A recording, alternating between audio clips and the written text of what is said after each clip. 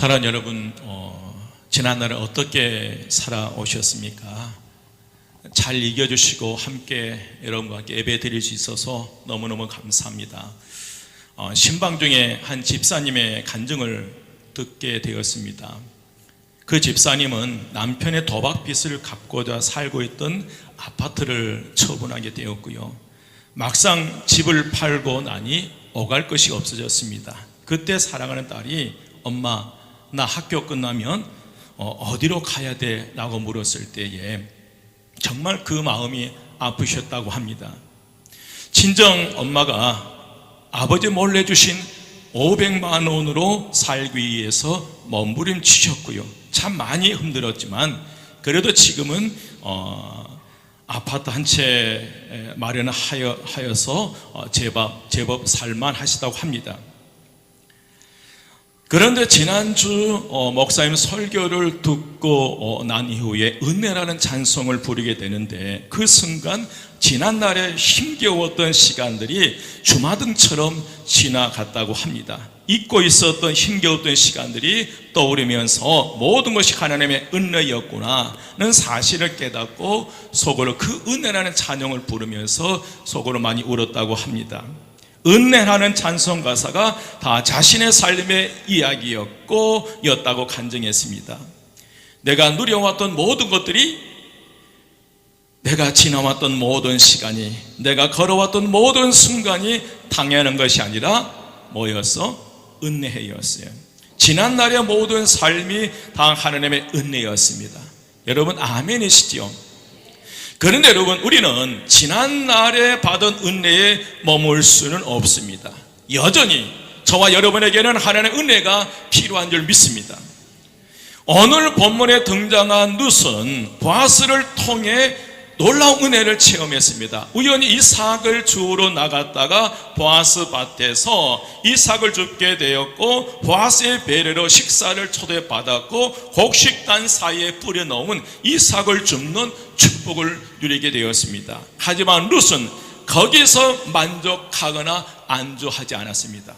그것은 룻이 욕심이 많아서 그런 것이 아니라 하나님의 은혜의 크심과 충만하심을 알고 있었기 때문이었습니다. 이삭을 줍는 것보다도 더 중요한 것, 그것은 그 이삭을 줍게 하신 하나님의 은혜가 더 크고 컸기 때문에 멈추지 않고 더 큰 은혜와 은총 속에 나갔습니다. 여러분, 우리는 2025년을 살아가기 위해서 과거에 받은 은혜에 만족하지 마시고 우리는 더 큰 은혜와 복을 누리시기를 주의 이름으로 축원드립니다. 그러면 어떻게 하면 우리는 하나님의 은혜 안에서 더 큰 은혜를 누리면서 살아갈 수 있을까? 그 첫 번째로 성실함과 겸손함으로 더 큰 축복을 누립니다. 뭐 함으로요? 성실함과 겸손함으로 더 큰 축복을 누릴 수 있습니다. 여러분, 룻은 성실한 여인이었습니다. 룻에게는 세상적으로 볼 때 내세울 만한 것은 아무것도 없었고요, 외적인 조건으로는 사랑받을 만한 것이 없었습니다. 하나님의 축복을 받을 만한 그 어떤 조건도 룻에게는 없었습니다. 그런데 룻에게는 보이지 않는 아름다운 성품이 하나 있었어요. 그것은 바로 성실이었습니다. 룻은 성공한 여인이 아니었습니다. 그러나 성실한 여인이었습니다. 룻의 성실함이 더 큰 축복을 받게 만들었습니다. 룻기서 2장 17절 말씀입니다. 룻기서 2장 17절 말씀 함께 봉독합니다. 다 같이 시작. 룻이 밭에서 그 주운 것을 떠니 보리가 한 에바쯤 되는지라. 아멘. 룻이 밭에서 저녁까지 줍고 그 주운 것을 떠니 보리가 한 에바쯤 되는지라. 룻은 이삭을 저녁까지 줍고 있었습니다. 성경은 왜 저녁까지 줍고라는 말을 강조하고 있을까? 그것은 룻의 성실함을 증거하기 위해서였습니다.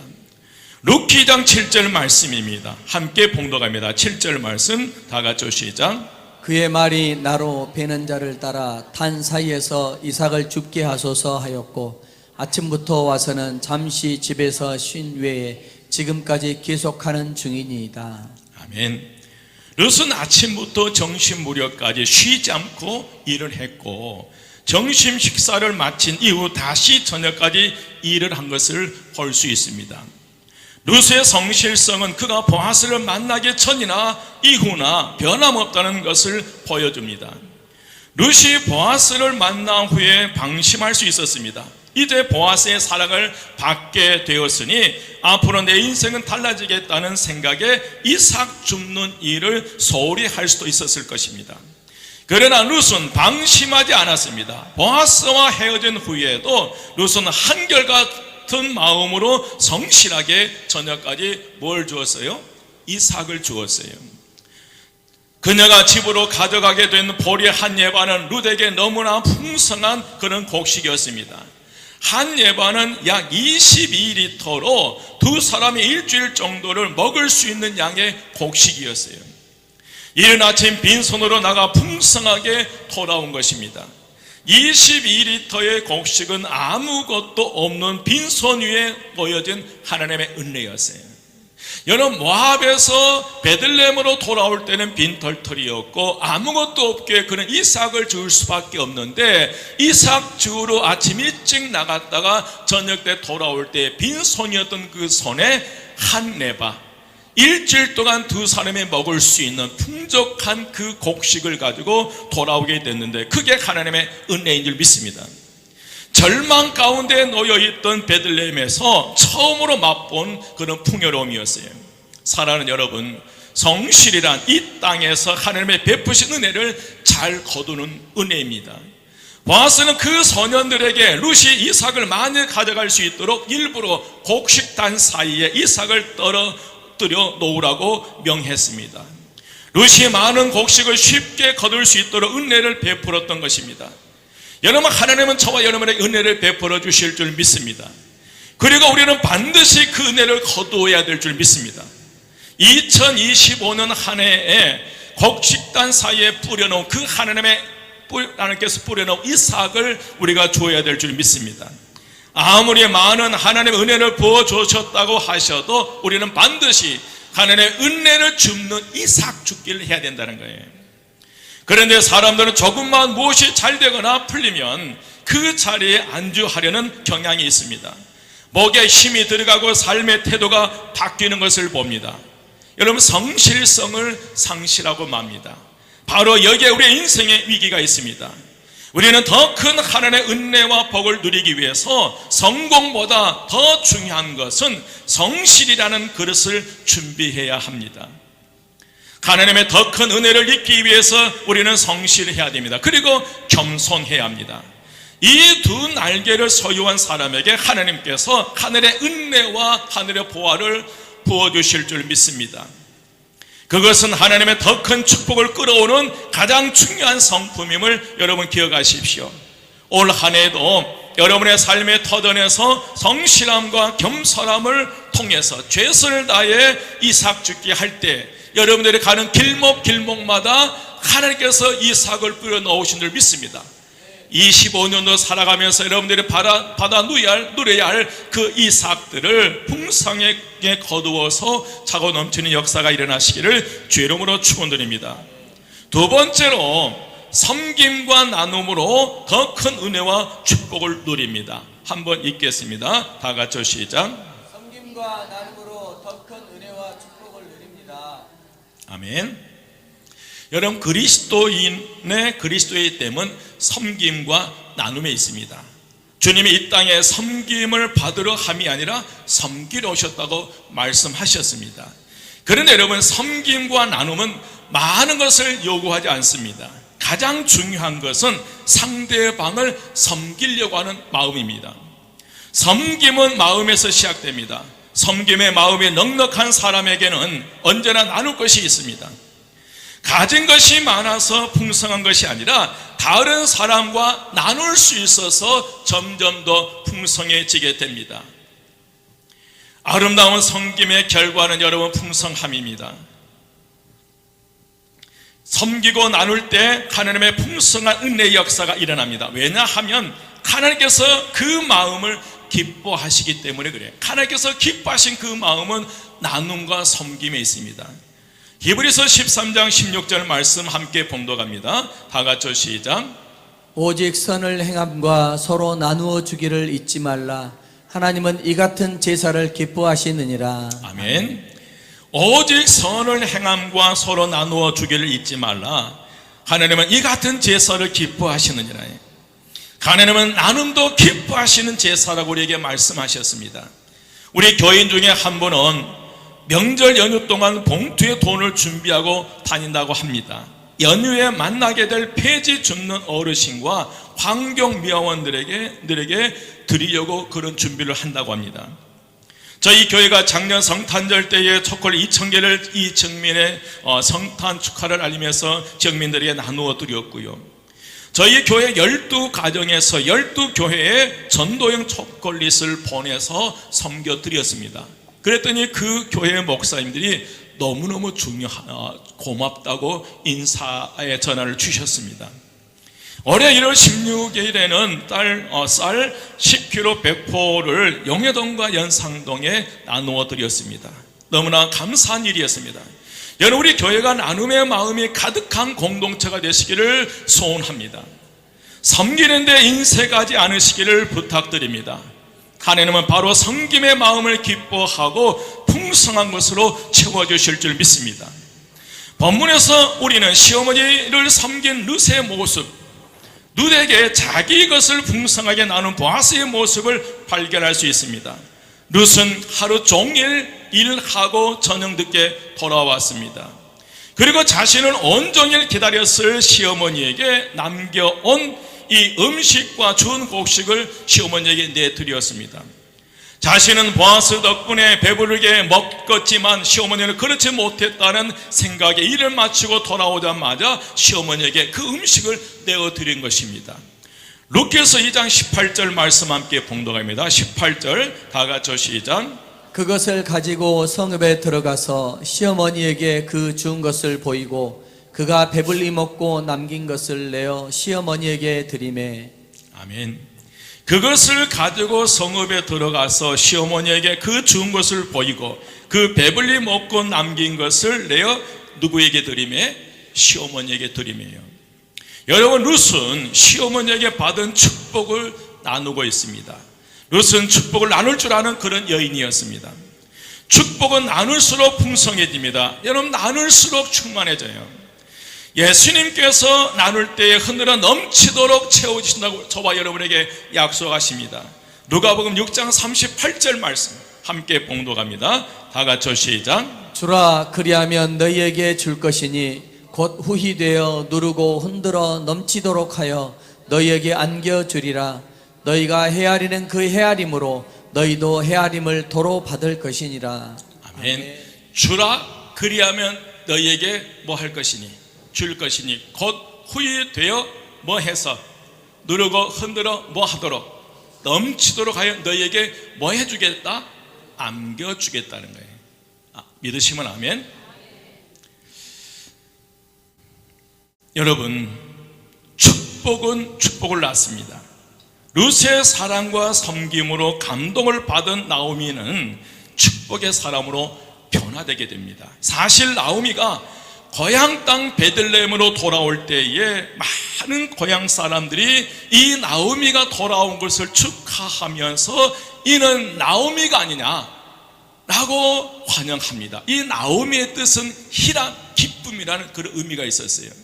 그래서 많은 사람들이 고향 땅으로 돌아오는 이 나오미를 향해서 이는 나오미가 아니냐 하면서 다 기뻐했어요. 그때 나오미는 그 수많은 그 환영 나온 사람들을 향해서 나를 나오미라 부르지 말고 고통과 아픔이나 의미의 이름인 마라라 부르라고 외칩니다. 제발 좀 나는 나오미, 이 기쁨, 희락의 의미가 있는 나오미라는 사람이 아니라 고통과 아픔과 상처 투성이에 마라라고 부르라고 외칩니다. 그것은 그만큼 자신은 고통과 괴로움 중에 있다는 그런 고백이에요. 하지만 상처투성인 나오미가 이제 축복한 사람으로 변화된 거예요. 이 나오미, 남편과 두 아들을 잃은 이 나오미, 상처투성인 나오미, 분노와 울분으로 가득 찬 억울함이 온통에 가득 찬 이 여인의 심령 속에 어느 날 갑자기 원망과 불평과 아픔이 나오신 것이 아니라 다른 사람을 축복하기 시작했다는 거예요. 여러분, 어떻게 그런 일이 일어날 수 있었을까? 룻의 나눔과 섬김이 시어머니 나오미에게 흘러 들어간 줄 믿습니다. 여러분, 그리스도인들에게서는 슬픔과 고통과 분노와 억울함이 아니라 은혜와 사랑이 주변 사람들에게 흘러내려가야 될 줄 믿습니다. 오늘 저와 여러분의 심령 속에서 은혜와 사랑과 복이 주변 사람들에게 흘러내려가시기를 주의 이름으로 축원드립니다. 여러분, 참 시국이 어수선합니다. 잘못된 신앙의 사람들이 길거리를 뛰쳐나와서 기독교인으로는 할 수 없는 그런 용어들을 내뱉으면서 혼란스럽게 합니다. 점점 더 우리의 전도문이 막히는 것을 볼 때 안타깝습니다. 여러분, 그럼에도 불구하고 오늘 저와 여러분을 통해서는 분노와 울분과 억울함이 아니라 사랑과 은혜와 은총이 주변 사람들에게 내려가시기를 주의 이름으로 축원드립니다. 적어도 어디 교회 다니는 성도는 아멘. 적어도 한마음교회 다니는 성도들만큼은 각자 주어진 그 삶의 자리에서 오늘 저와 여러분을 통해서 고통과 아픔과 억울함과 미움과 증오가 흘러내려가는 것이 아니라 은혜와 사랑의 복이 주변에 흘러내려가시기를 주의 이름으로 축원드립니다. 이제 나오미는 룻이 보아스를 통해 축복을 받았다는 사실을 알았을 때 보아스에게 축복을 빕니다. 19절 말씀이에요. 19절 말씀, 나오미가 어떻게 변화되는지 우리에게 보여줍니다. 19절 말씀 함께 봉독합니다. 다 같이 시작. 시어머니가 그에게 이르되 오늘 어디서 주었느냐 어디서 일을 하였느냐 너를 돌본 자에게 복이 있기를 원하노라 하니 룻이 누구에게서 일했는지를 시어머니에게 알게 하여 이르되 오늘 일한 게 한 사람이 이름은 보아스니라 하는지라. 아멘. 여러분, 나오미는 너를 돌본 자에게 복이 있기를 원하노라고 보아스를 축복해요. 20절 말씀 함께 봉독합니다. 20절 다 같이 시작. 나오미가 자기 며느리에게 이르되 그가 여호와로부터 복받기를 원하노라. 그가 살아있는 자와 죽은 자에게 은혜 베풀기를 그치지 아니하도다 하고 나오미가 또 그에게 이르되 그 사람은 우리와 가까우니 우리 기업을 물을 자 중에 하나이니라 하니라. 아멘. 나오미는 그가 여호와로부터 복을 받기를 원하노라고 또 보아스를 축복합니다. 룻기 2장 4절 말씀이에요. 4절 말씀 함께 봉독합니다. 다 같이 시작. 마침 보아스가 베들레헴에서부터 와서 베는 자들에게 이르되 여호와께서 너희와 함께 하시기를 원하노라 하니 그들이 대답하되 여호와께서 당신에게 복 주시기를 원하나이다 하니라. 아멘. 여호와께서 너희와 함께 하시길 원하노라고 보아스가 얘기할 때 그 밭에서 일한 일꾼들이 보아스를 향해서 여호와께서 당신에게 복 주기를 원하나이다. 여러분, 보아스가 자신의 밭에서 일하는 이들에게 축복하자 일꾼들이 보아스를 향해서 축복합니다. 정말 아름다운 광경이에요. 보아스가 계속해서 축복을 받았던 이유는 많은 사람들에게 은혜를 베풀었기 때문에 그러한 줄 믿습니다. 보아스에게서 축복을 받은 사람들이 보아스를 향해서 또 축복을 빕니다. 그런 까닭에 보아스는 더 큰 축복을 받을 수밖에 없었습니다. 여러분, 곡식단 사이에 뿌려진 이삭을 주어 시어머니를 섬겼던 것처럼 2025년도에도 하나님께서 곳곳에 뿌려놓은 은혜와 복을 주셔서 풍족한 한 해가 되시기를 주의 이름으로 축원드립니다. 여러분이 받은 하나님의 은혜와 복을 가장 먼저 부모님과 나누십시오. 누구에게요? 부모님과요. 하나님께서 2025년도에 곡식단 사이에 주신 그 이삭 주기를 통해서 풍성한 은혜를 주셨다면 가장 먼저 룻이 나오미를 섬겼던 것처럼, 그리고 상처투성이 나오미가 축복을 할 수 있었던 것처럼 2025년도에 가장 먼저 여러분 부모님들을 섬겨드리시기를 주의 이름으로 축원드립니다. 두 번째는 이웃과 함께 나눌 때 여러분이 받은 축복은 계속되리라 믿습니다. 하나님의 은혜는 섬기고 나눌 때 더 풍성해집니다. 교회가 섬김과 나눔의 공동체가 될 때 하나님의 복을 주실 줄 믿습니다. 여러분, 섬김과 나눔의 삶은 주님이 오실 때까지 이어져야 된다는 거예요. 언제까지요? 주님 오실 때가, 내가 사는 날까지요. 그래서 여러분, 여유 있게 항상 가지고 다니십시오. 가방 속에 사탕을 넣어서 다니시든지, 아니면 여분의 손수건을 한두 개 더 가지고 다니시든지. 저는 항상 지갑에 10,000원짜리 몇 장을 넣어 놓습니다. 그래서 아파트에서 인사 잘하는 녀석들은 10,000원씩 줘요. 교회에서는 마찬가지고요. 그런데 기뻐요. 받는 아이들은 너무너무 고맙고 감사해요. 그 다음에 만날 때 태도는 달라져요. 혹시나 또 90도로 그런데 여러분, 나눌 수 있다고 하는 것, 섬길 수 있다고 하는 것은 우리를 풍요롭게 합니다. 여러분, 인색하게 하지 마십시오. 뭔가를 충분히 가지고 나눌 수 있을 때 그 나눔 속에 더 큰 은혜와 축복으로 채워주시리라 믿습니다. 세 번째로, 축복의 원천을 사모해야 더 큰 은혜와 복을 누립니다. 함께 읽겠습니다. 다 같이 시작.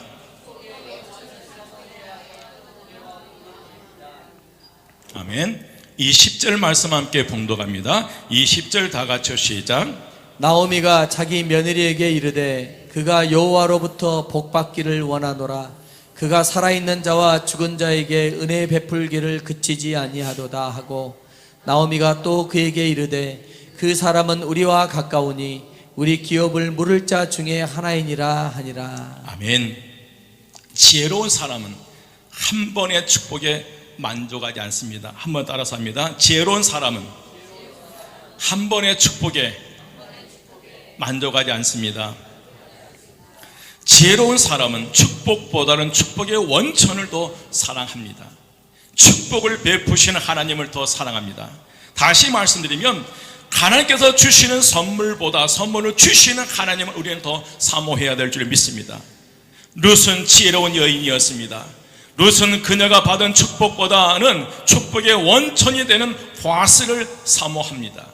이스라엘에 혼자 사는 여인들에게 가장 큰 소망과 축복이 있다면 좋은 남자를 만나는 거예요. 남편이 세상을 떠났을 경우에 그 남편을 대신해 줄 친족을 만나면 새로운 인생이 열리게 되어 있습니다.